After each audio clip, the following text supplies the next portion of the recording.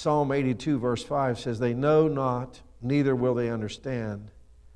They walk in darkness. All the foundations of the earth are out of course."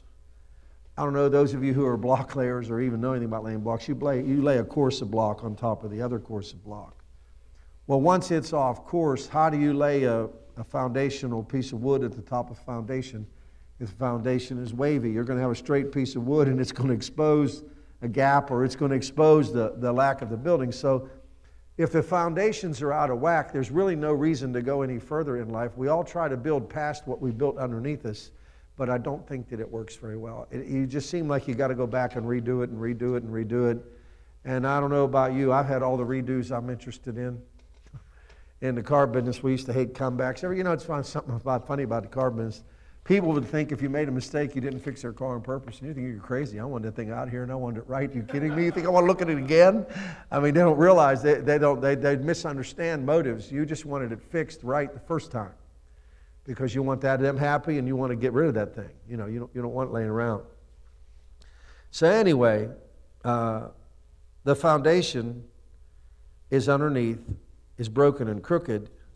And I have found, this is an observation. Now, what I'm going to talk to you about today, in society, I'm going to give you my opinion. This is my opinion, okay? What we do is, instead of going to the foundation, we have become a society that just throws money at situations to make special interest groups happy so we can postpone the pain, but we never fix the bottom.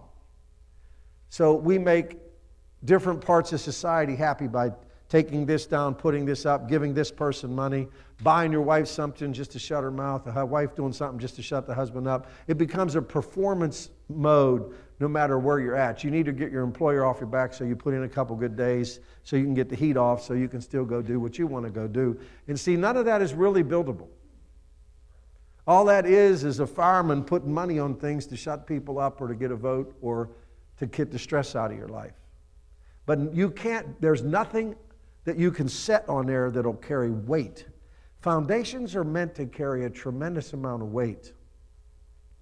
I mean, look at some of the buildings. They're 80 stories high, 50 stories high.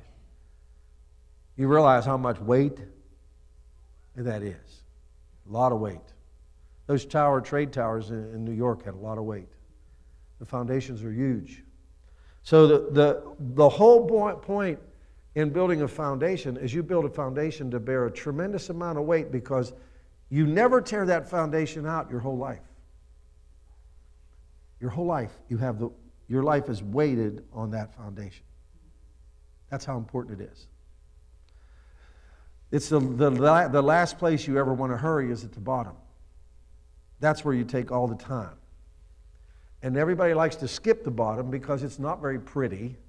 It's not even visible, and it's kind of like painting a wall in your house and hanging a picture on it and then painting the rest of the walls. Like you can't wait to get it done, so you get a wall done and you decorate it before you finish the room. There's some satisfaction in that, but really, on a foundation, you can't do that.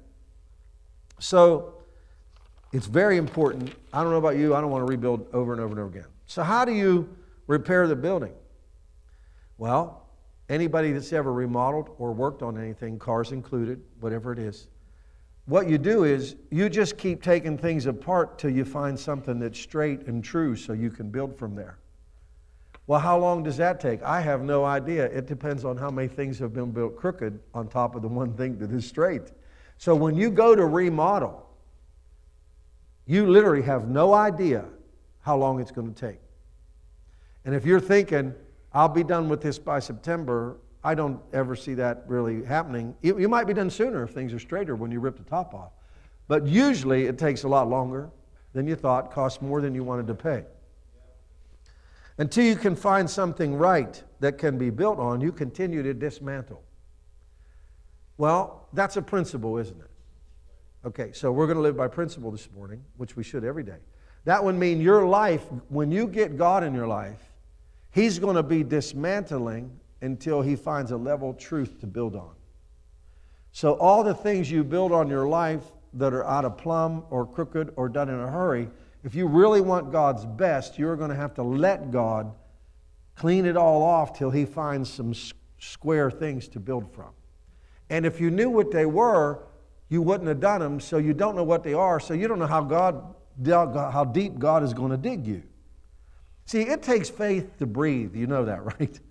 It takes faith to sit down. It takes faith to breathe. It takes faith to walk. And when you agree to God remodeling your life, you better have some faith because you have no idea what you just agreed to. You agreed to something that you don't even know what the terms are. You signed a document. I'm going to move your heart. That's all I want to do. It's a great song. I personally think it's wonderful, and I love it when our praise team plays it. But I also know what that means now. God's going to get in my life and start remodeling. And He's going to go through it. And what does that look like? We don't know because we don't know how much wood, hay, and stubble we've built. I'm sure this happens. In the middle of some things, it sounds so bad to say this. I've gotten over it and just do it. But I've said to myself in my heart, not verbally, I wish I'd have never started this program. How many of you started something and just wish you wouldn't have done it? Dear God, you start tearing it apart and you think, oh my God, I'll never get it fixed. You think you just look at it and there you are. If you're doing a car, you're just sitting there with just very little stuff that works. If you're doing a house, you've got this little bit of piece of corner that's okay in your house. And God's got to start building from that corner. It's very painful, to be honest. I think if you're going to let God let God into your life to repair things, you've got to be brutally brave. It takes faith to let God remodel. You've got to trust Him so much that while He's dismantling and it looks like you're losing everything, that He's good and He's going to put it all back together. He can put Humpty Dumpty back together again. Remember that old nursery rhyme? Humpty Dumpty sat on the wall, Humpty Dumpty had a great fall. All the king's horses and all the king's men couldn't put Humpty Dumpty back together again, but God could. Hallelujah. You know, now we're doing nursery rhymes. Hallelujah. You can use everything, really. You can use everything that you want in a sermon, as long as it's clean, you don't get dirty. I mean, they're all things that you've heard. So anyway, Numbers 11, 1 through 6. Okay. When the people complained, it displeased the Lord. You all are dismissed now. You got the message. That's what He don't want to hear. It's over. You just went home with that, you'd probably have something to work with today. And then the Lord heard it, and His anger was kindled. It ticks Him off. When you complain, God literally gets ticked off. Now, I'm going to give you something, a little marriage nugget and a kingdom nugget all at the same time. If your wife is cooking, cleaning, doing all these things, and you come home complain about the house, it's very insulting because you just spent 8 or 9 hours doing it. If you tell your husband that he doesn't make enough money after he's worked 10 hours a day, 7 days a week, 6 days a week, whatever he's doing, it is very hurtful. To repair that is almost unbelievable because those words dig in so deep. If they make God mad, they're probably going to make somebody else mad because God's more kind and merciful than anybody. So to tell when you complain, whoever you're complaining against, you're just telling them you're unsatisfied with them, period. I'm displeased with what you have done. No matter how much they've done, you're still telling them it wasn't enough. You realize that's how God sees things because the earth is the Lord's and the fullness thereof. It's all His.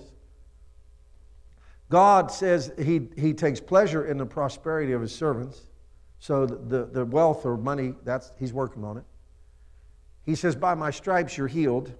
I will bless your bread and water and remove sickness and disease from your midst. So He's covering health.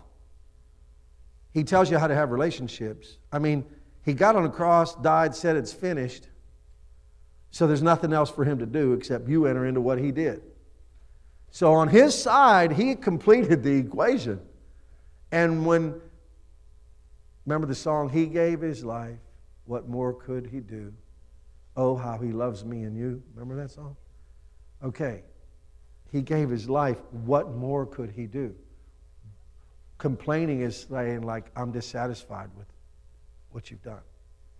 And if you're a man or a woman and your mate does that to you in the house, it is the most hateful thing that you can have, is somebody not to be satisfied with you and you really worked really hard. You hear me? It's not good for relationships at all. I mean, it's a killer even with God. It's a relationship killer. So, like remodeling, like I said, you almost wish you wouldn't start. We're going to go to verse 2, please. And the people cried unto Moses, and when Moses prayed unto the Lord, the fire was quenched. God brought fire to cook them, and they needed their pastor to pray for them to ease it off. Okay? And he called the name of the place Taberah, because the fire of the Lord burnt among them. And listen to this. I want you to think about what I'm going to tell you here. In verse 4, it says, the mixed multitude that was among them. When God delivered them out of Egypt, I personally think there was the Israelites, and then there was people tag-alongs that just wanted out of Egypt. There were people who weren't committed. There were people who were half-baked and really didn't care. Did you notice when God moves, there's a whole bunch of things that go with it that aren't godly, that just kind of fall around? The people that are half-committed. If the people that are committed listen to the people that are half-committed, then they start complaining too. That's why he says, come out from among them, be ye separate. He didn't say that they weren't coming. He said, you got to decide who you're going to listen to. You understand? Joshua and Caleb were the only two that heard right and saw right. And everybody else got talked out of it from the other spies, and they didn't get to go to the promised land. There'll always be somebody who goes, the boss stinks, the place is no good, it's not enough, that pastor's crazy, the boss stinks, he's no good, you shouldn't work here, you need another job, I get paid $2 more over. There's always going to be somebody saying something, but I want to know who's the person who tells you when you're in the will of God or not. Because if you're in the will of God, $2 less doesn't mean anything compared to what you'll lose if you're out of the will of God. So I'm not saying the wages don't matter, but it's something to consider if you're in the will of God. If you're not in the will of God, if God tells you not to do something, you keep doing it, I don't care what you make, it doesn't really matter. It's going to dissipate, usually. Or it'll come with so much bondage and sorrow that you won't like it. God's a God of freedom and freedom of choices. You're way ahead to have freedom than you are anything. Because freedom, you can go make money. Freedom, you can fix something. Freedom, you can do something. But bondage, you're stuck. You can't do anything. So freedom is one of the best money makers in the world. That's what made America so great before we got all squirreled up, because the creativity could create great income. It still does. It's just in another realm of digital, that you have to learn that. That's a different era. It's a different era, space, the digital space. There are Bitcoin people that are 12 years old, 14, 15 years old that are millionaires because whether it was Bitcoin or Megaverse, or if you know anything about anything I'm talking about, these young people these kids have gone out and made tons of money before they're 15 years old because they're born into that. I was born into I was at the tail of an industrial age. To me, machines and working and all those things were the thing, and I liked it. I just came at the end of some of that. But I would have fit real well into manufacturing and that, because that was what I was geared for. That's what I liked. But these new people, they have different things that they're looking at. That's why you should always listen to young people. We think they don't know anything. They do. They just know something that you don't. They're in a different period of time than you. They see something different than you because they had a different input than you. If we would embrace them, we could probably keep them in the church, if that makes sense. So, God has to find something to build upon. Now, here's verse 4. And the mixed multitude that was among them fell a-lusting, and the children of Israel also wept again. They're always crying, them people. They was always crying. They weren't listening, but they sure was crying. And said, listen to this statement. The statement speaks for itself.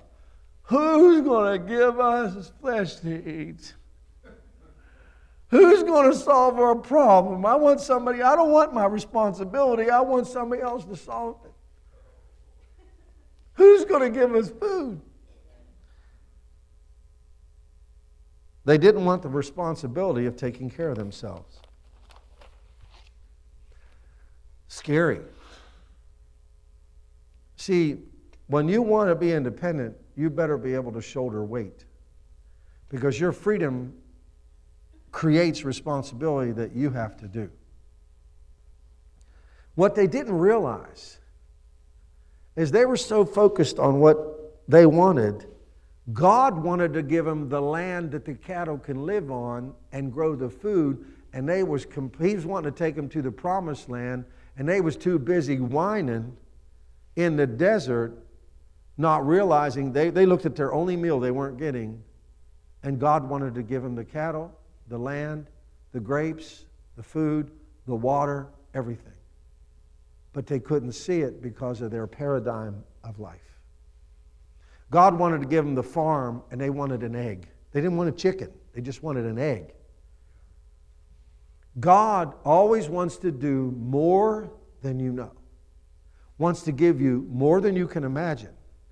But if you get stuck on the petties where you can't see past here, it's there, but you never see it because you're here.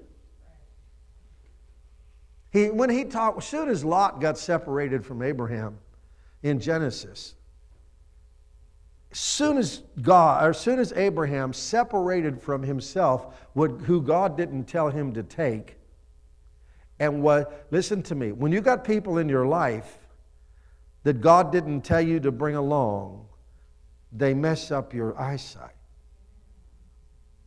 Because they're the mixed malt in your ear, and they're half feeding you this, half feeding you that. Soon as they were separated, you know what God said to Abraham? Now that he didn't say it like this is how I read it. Now that you're separated from what I told you not to bring, lift up your eyes, Abraham. Look to the north, south, east, and west, to the land that I'm going to give you and your descendants. Until he separated himself with what God didn't hook him to, God never told him to look up yet. There might be people in your life while you're straining gnats and swallowing camels, while you're looking at a fish or a leek or an onion, and you're not thinking about the land that's going to be farmed because you got the wrong people in your life. There are people it's not a matter of being not nice to them. That is not what I'm telling you. But there are people you must separate yourself from to do the will of God. And if you hang around all them, it's usually somebody who doesn't do what they're supposed to do, and you're trying to save them, and in saving them, you get tangled up in their spaghetti. They got to go the same way everybody else does. They actually got to come to the altar somewhere in their heart or here or home or wherever and tell God they're sorry for being stubborn and stiff-necked and rebellious and repent. And here you're trying to get them redeemed from the curse, but they haven't repented yet. You're trying to fix their life, but they haven't submitted yet. You're trying to fix their life, but they haven't yielded yet. They got to go the same way everybody else got to go. And if they won't hear that, you try to get them something else, they're not going to get it. You just have to let them go until they hit the place where they're going to repent.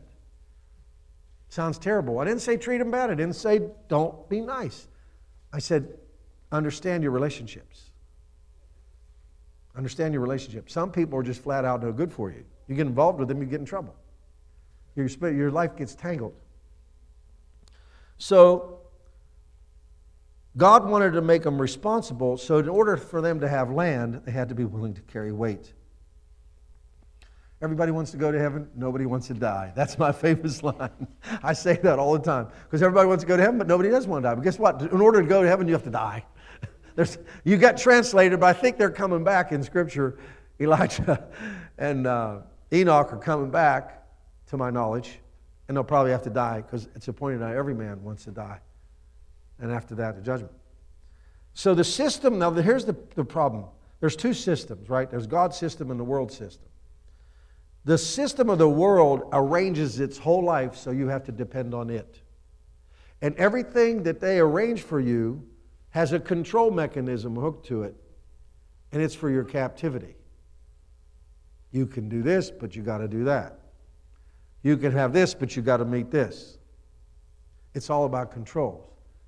God wants you to make free choices because, see, if you're not free, you can't serve Him by choice. God wants you to be free to make choices. There are choices that every human has. Okay, we've been married 45 years, okay?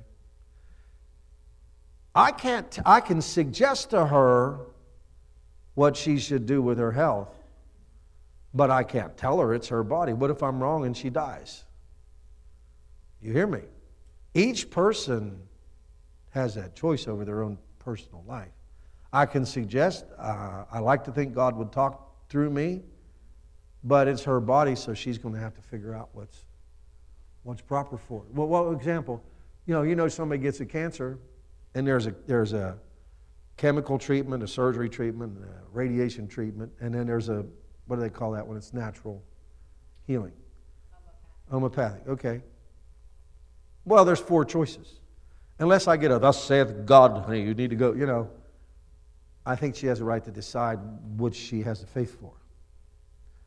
When people come up for prayer, I have had people come up and they said they had cancer, and they had faith for the surgery.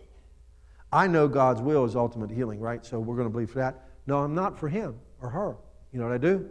I find out what they got faith for. I agree with them rather than change their theology, because guess what? They might only have 6 months to live. While I'm jacking them up, trying to make them think like me, they might lose their window of what they had faith for and die.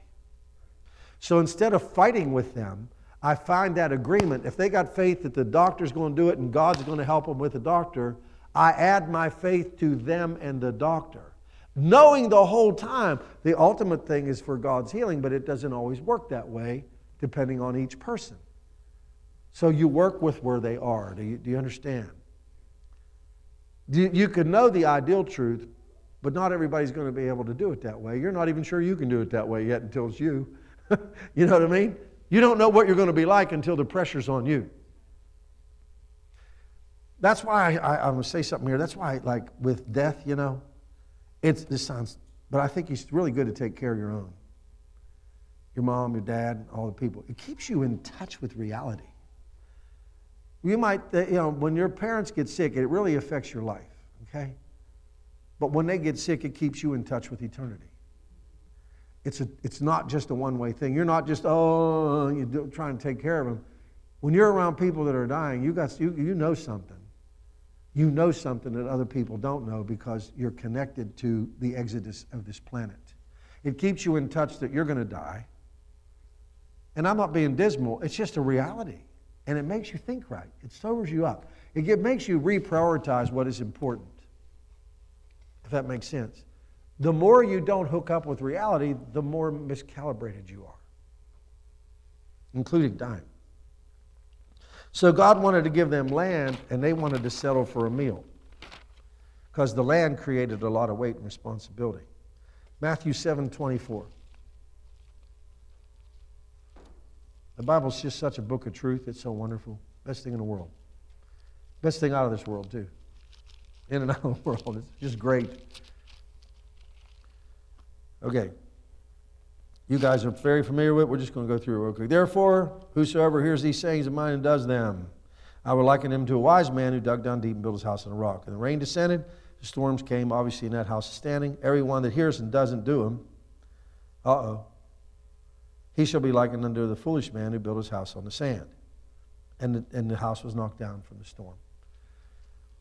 That speaks for itself, okay? Now, how does God remodel a house that's already built? Okay, 1 Corinthians 3. God remodels that. See, God has to remodel our lives after they've been built crooked. So God is the only one that can really do that, just like a good contractor who does it knows how to do it. God's the ultimate contractor because he has to remodel your life while you're living in it. And that can be very hard on you. It takes a lot of trust to let God remodel your house while you're in it. How many of you had somebody remodel your house while you're in it? There's a lot of things you got to do that are kind of messy. You don't get to do certain things. Your shower might not work the way you want. Your kitchen, sometimes you don't have a kitchen. You have to wash your dishes in the bathroom until you put your kitchen in. You laugh, but in the old days, nobody had everything. And when I was a kid, everybody fixed everything themselves, and that's what you had to do. You just didn't have to have everything you needed. If you had 2 toilets, you only had one till you remodeled a bathroom, and nobody had just one shower. Everybody had to live with it. Nobody cared. It just is what it is. There are things you got to do when you're remodeling, and when God remodels your life, there are things you got to do that don't feel convenient. So in verse 3 or chapter 3, verse 1, he starts out talking about how he's talking to them, but he has to talk to them like babies because he can't feed them meat because they're too not grown up yet, and they're carnal. And this is the evidence of carnal. Verse 3, he says, "For you are carnal, for where is there is." Okay, he's saying if you have these things, this is the thermometer you put in to find out if you're carnal. "Envying, strife, and divisions. Are you not your carnal, or walk as mere men?" Whereas men. In other words, when you're walking in carnality, you're not walking in the power of God. You're walking as a natural man. Well, natural man is not enough to win a victorious life in Christianity. It's impossible. Because we're not fighting flesh and blood. We're fighting principalities and powers. So how can you walk as carnal and win a spiritual fight? Okay? So what you do is you kind of don't engage. You just kind of live in neutral and try to make a peace. But it doesn't work. If you're going to win, you must become strong in the Lord and in the power of His might. And becoming strong in God requires something of you. See, we want Him to fix the problem and give us the fish, but God wants to change the life so you have power everywhere. So you see, prosperity is having what you need when you need it. A farmer has resources, right? If you have land and stuff, you have resources. God wants to resource you fully for every good work. He doesn't just want to give you a fish. God wants you to let Him be big. Wants you to let Him be big. You know, they want to position themselves so they can have some freedom before they're 50 years old. Well, they don't live the same life a regular person does. And they might look cheap, frugal. You can say all the things you want, but they're trying to get positioned to reach an expected end. So they do all the stuff early in life to try to get there. And it looks like they're weird and everything else, but they have a goal that they're trying to reach. So they're arranging their life. You would arrange your diet to lose weight. They look in the mirror and they see a thin guy and they expect to see him because that's their vision. And that's why I always say you look at your goal and you work backwards. You look at what you want and then you start making the changes in this from here back so you can get there. That's what makes you want to make the changes. For the joy that was set before Him, He endured the cross, despising the shame. He saw us through the cross, so He went to the cross. He kept us on His mind in our salvation. For the joy that was set before Him, He endured that cross. What was the joy? You and me going to heaven.